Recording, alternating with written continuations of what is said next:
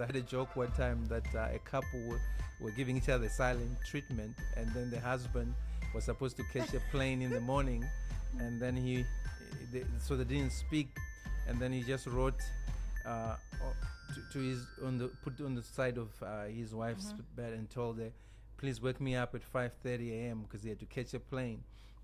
And then he woke up, and when he realized it was 7:30, and he's like, "Why didn't you wake me up?"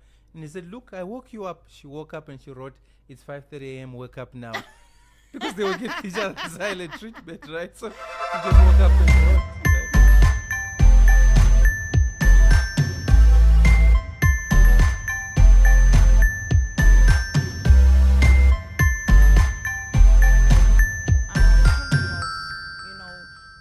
The listening part of communication, it's very important because that's where you get cues from your spouse.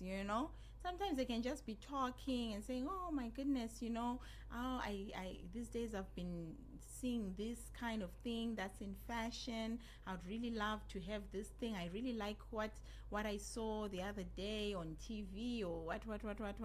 And you know that their birthday is coming, or you know that a special occasion is coming. That gives you, if you're a good listener, this I'm saying because I witnessed it in my own marriage. My husband, like he said, he is a great listener. Sometimes I even forget some of the cues that I give him when I'm talking. Maybe I'll be talking while I'm cooking, or I'm just walking by, or just I just talk something in passing, and then I move on to the next thing. But he catches very significant things in what I say.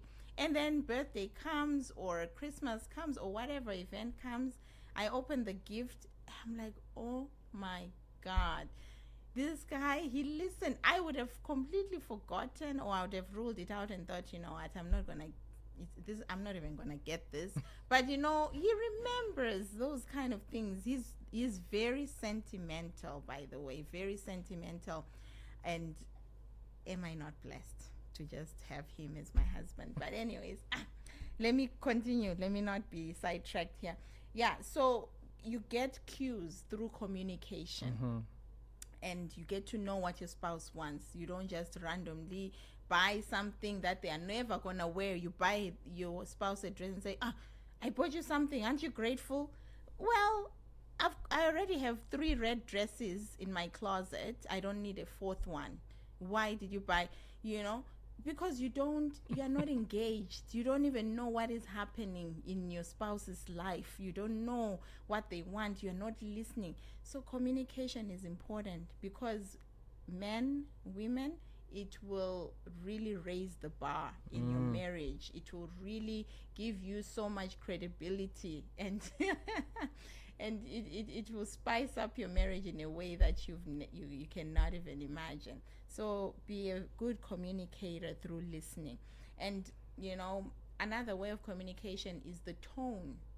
The tone is very important. What tone are you using? Tone, everything has to be set by a tone. An environment is set by a tone. So how are you speaking? How are you communicating? Are you communicating aggressively? Are you communicating politely? Are you communicating emotionally? How are you communicating? How is the other person receiving the message that you are saying? Because we can both say the same thing with a different tone, and the message is completely different. True. So be very mindful of your tone when you speak to one another. Be very mindful that I'm speaking to a human being. Always think, how would I want someone to communicate with me? Yes, I'm frustrated. Yes, I'm very upset. But if it was me who did this, how would I want my spouse to communicate with me? Always go back to the word of God that says, do for others what you'd like them to do for you. Do for others what you'd like. Before you make a move, always remember that. That has helped me a lot. That before I make a move, before I speak, before I even think of an action, I remember, how would I want this person to respond to me if it was the other way around? That on its own it sets the tone for me. They call it the golden rule. The golden rule, exactly. So bring in the golden rule into your marriage through communication. You will see great results. That's powerful. The tone. You're right. The Bible says in the Proverbs 15 verse 1, a soft answer turneth away anger, but grievous words stir up anger. Yeah. A soft answer. It's all the tone, right? When you respond and say, oh, I heard you. Oh, I heard you. There's a difference. There's a difference, right? That atmosphere just changed, right? It was almost like we're fighting, right? Because of just the tone. I wanted to give somebody an example Yes. how the tone sets an atmosphere, can set it or kill it, right? So we have to be sensitive to the tone, how we respond, and so it's all part of communication. Yes, it You is. know, we have heard those people. How can I help you, sir? I said, how can I help you, sir?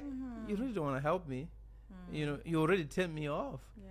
How can I help you, sir?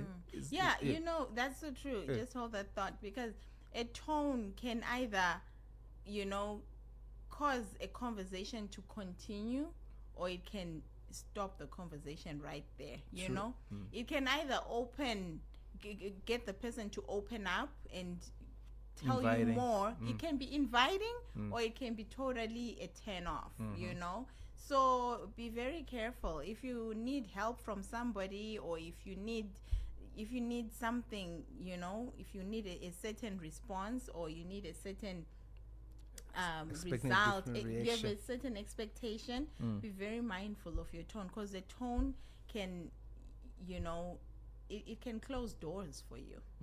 It can close doors for you. Just a tone, nothing else. You have good intentions in your mind. You're telling yourself, this is what I want to say, this is what I want to do, and I'm going to present this way, but you forget to remind your tone. Like my husband always says that, you know what, you can think good thoughts and everything, but don't forget to remind your face. Remind your face that you are smiling, because sometimes you're talking in your mind, you're smiling, but your face You gotta remind our faces to smile at times, right? but your face is totally contradicting what Because you think you're portraying, It's right? not showing what you're thinking, right? So always remind your tone, you know, that no, tone, this is the environment we are in, this is what I want to talk to my spouse about. Tone, let's adjust, let's communicate effectively by adjusting our tone. yeah, I mean, communication is an art, right? And we have to learn, and we have to grow, right? If we're not growing, well, we're dying. Something is dying. You know, the relationship is dying, right? It might be just being sustained, but there's no life. There's no joy in there. So we have to be active listeners, and we have to learn to speak well and have the right tone for the conversation we are having, right? The golden rule. Just think, you know, how would I want somebody to respond to me, you know? So we have to think about all those things, you know. So listening, really, another point is it validates the other person. You know, the other person feels like they matter when you allow them to speak freely and speak their concerns or tell you what's going on with their day. You know, they feel like they matter because you, as their spouse, whether the husband or the wife, you're the most important person in their life. So they want to come and tell you about their day, whether it went well or when it didn't go so well. So, but when you just say, I know this is what you do every day, whatever, you know, you just tend you just brush them off. They feel like they don't matter. Who would they matter to now if you don't give them the time and day, right? So when you give somebody your ear, you're giving them. Sometimes they don't even need your advice, or they just want you to. They want to be heard. Like if women just mostly wants to speak, right, and vent. Let them speak, and validate them, and then they will feel like, okay, I matter. There's somebody who cares about me. So men, sometimes we think, you know, it's all about bringing gifts. Sometimes it's just listening. When you listen to your spouse, you have given her the best gift she can get. Absolutely, that's so true. And talking about that, women are good communicators. Yay, women. We talk. That's our nature. We just talk. We like to express ourselves. Men as well, this one here is really something that we're still working on, 20 years and we're still working on this one. Men do not like to express themselves. I don't know if somebody out there can testify to this, but men do not like, they have this communication style of silence. Silence is communication, because silence is communication that is really deep, where it baffles your mind sometimes, because you are questioning yourself. Okay, so what is this silence supposed to mean? You end up having all these conclusions that, okay, could he be silent because of this? Could he be silent? And then at the end of the day, you make all these assumptions and you become so frustrated. You become so upset. Now you're giving the, silent treatment too. You're like, okay, I'm also going to be silent because he's not talking. He's not telling me what is the problem. I don't even know what. I cannot read your mind, So probably, you're silent because of A, B, C, D. And maybe the man is just not even thinking what you are assuming about him. But then my frustration is, why do men like to keep silent? Why do they not like to talk? Like, can you please answer this question? Because I'm pretty sure a lot of women can testify that. Oh man, I'm going to take this one for you. I'm taking the bullet for you. Why don't you talk? Can you tell me? Well, silence is communication, like she said, right? And men and women are built differently, and we don't want to talk about everything. And sometimes we can't articulate what we want to say, so we shut down for a while, and then we can come back again. But that's how God built us. I don't know if I've had a man who feel that way or who behave that way, but I do that sometimes, and I can't say what I'm going through. I can't express it at that time, so I just shut down. Right, I shut down, and that drives my wife's nuts. Right, right. So, but like we said, here we talk about everything, the good and the bad. Right. So this is one of those extreme ones. Yeah. So silence is crazy. I had a joke one time that a couple were giving each other silent treatment, and then the husband was supposed to catch a plane in the morning, and then so they didn't speak, and then he just wrote. Put on the side of his wife's bed and told her, please wake me up at 5:30 a.m. because he had to catch a plane. And then he woke up, and when he realized it was 7:30, and he's like, why didn't you wake me up? And he said, look, I woke you up. She woke up and she wrote, it's 5:30 a.m. wake up now. Because they were giving each other silent treatment, right? So she just woke up and wrote, right?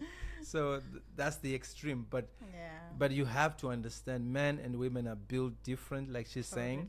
Women want to talk about everything, but sometimes as men, we don't want to talk about it because sometimes we can't process it, right? So we don't have any words to say about the issue, and it's not everything you are thinking about. And let me let you know, women, the world doesn't revolve around you all the time. So sometimes it's not just you. We're just dealing with other things. So don't even think it's you all the time.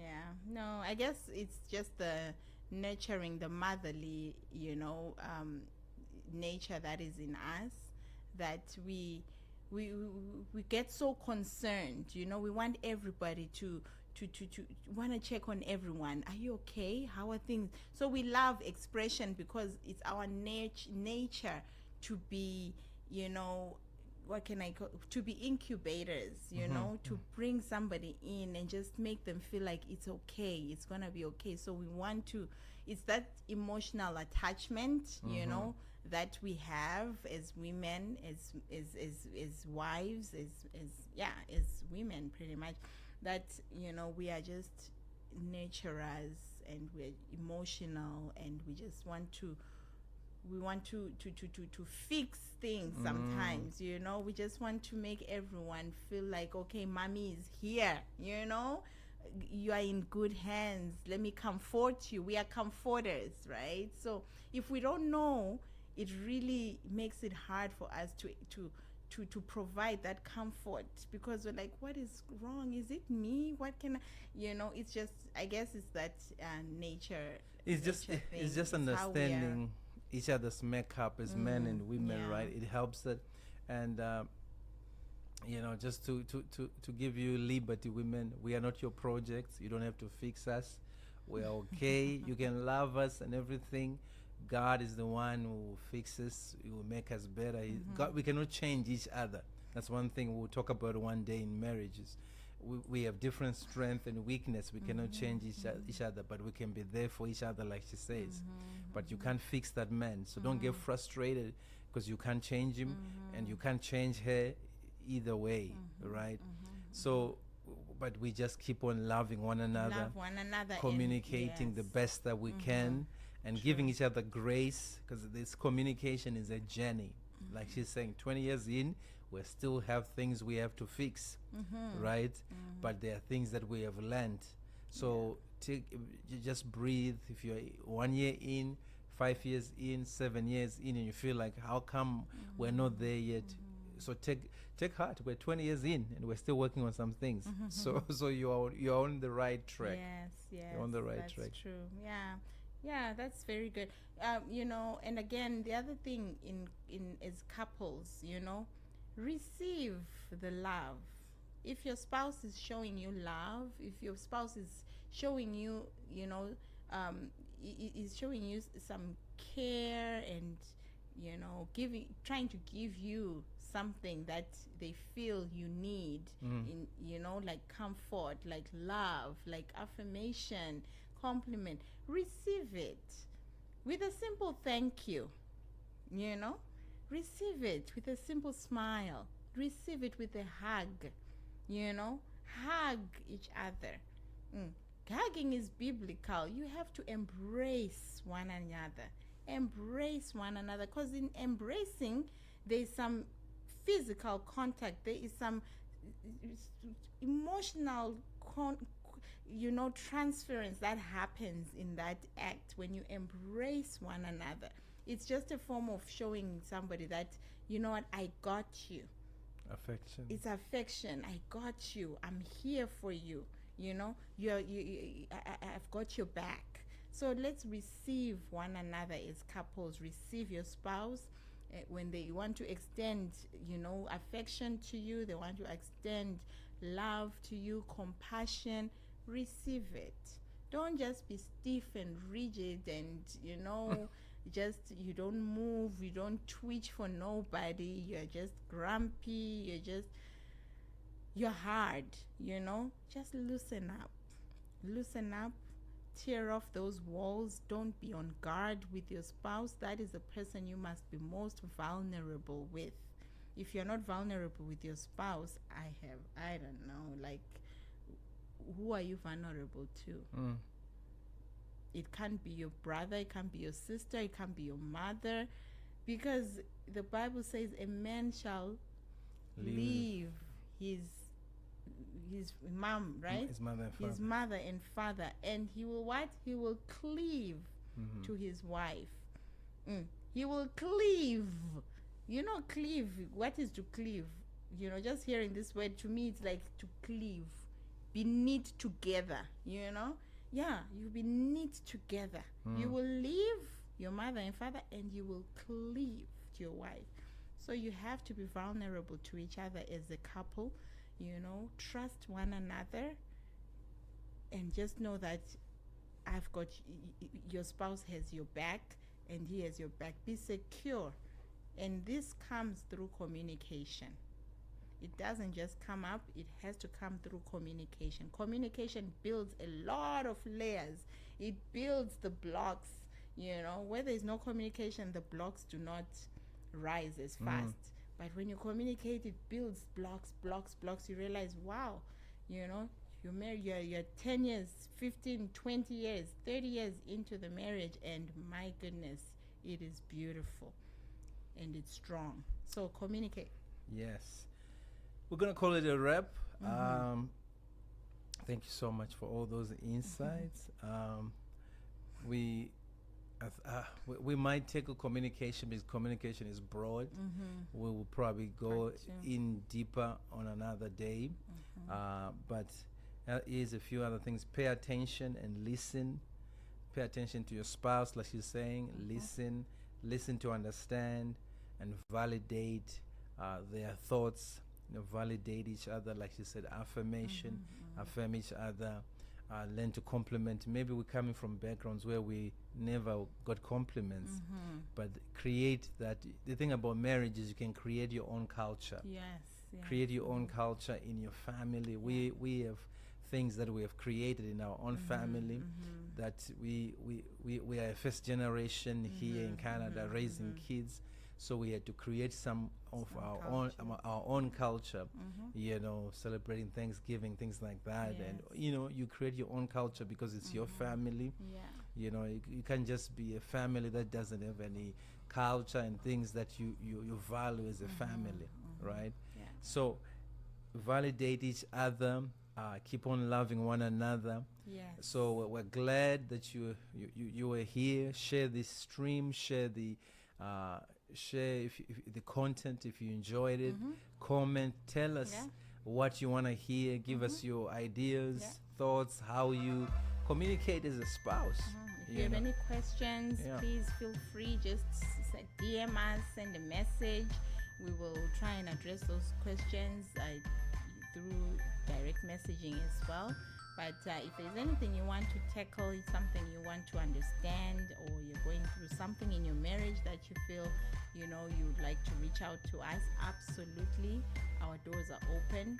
Feel free to reach out. Yeah, you can reach out to us. My name is Masimba and Boitumelo. We are pastors as well. We pastor a church here in Edmonton. So you can reach out to us. But we are so glad that you were listening. So you can find the podcast on Amazon, on Spotify, and on YouTube as well. Yes. And what is it again? For better or for worse. For better or worse, under Masimba and Boitumelo Morisa. Yes. We're still getting used to everything. But thank you for watching. For better or for worse. Have a great day. Keep on keeping on. God bless God you. bless you. See you.